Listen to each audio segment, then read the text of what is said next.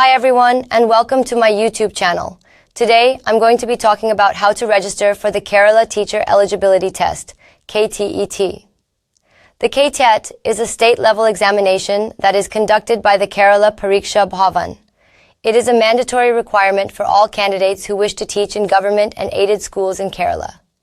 The Ktet is conducted twice a year, once in May and once in November. The registration process for the Ktet typically begins in March-April for the May exam and in September-October for the November exam. In this video, I'm going to walk you through the step-by-step process of registering for the Ktet. I'll also cover some important things to keep in mind during the registration process. Step 1. Visit the KTET website. The first step is to visit the KTET website at Insert Website Link. Once you are on the website, click on the registration link on the top menu. Step 2. Create an account. If you are a new user, you will need to create an account. To do this, click on the New User Registration link. You will then be asked to enter some basic information, such as your name, email address, and phone number.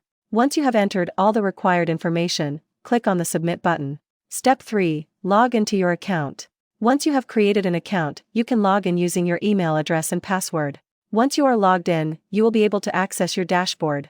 Step 4. Fill up the registration form. On your dashboard, click on the Apply Online button. You will then be taken to the registration form.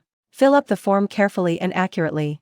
Be sure to enter all the required information, such as your personal details, academic qualifications, and teaching experience. Step 5. Upload documents.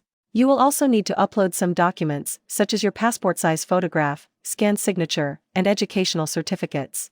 Make sure that the documents are in the required format and size. Step 6. Pay the registration fee. Once you have filled up the form and uploaded the documents, you will need to pay the registration fee. You can pay the fee using a debit card, credit card, or net banking.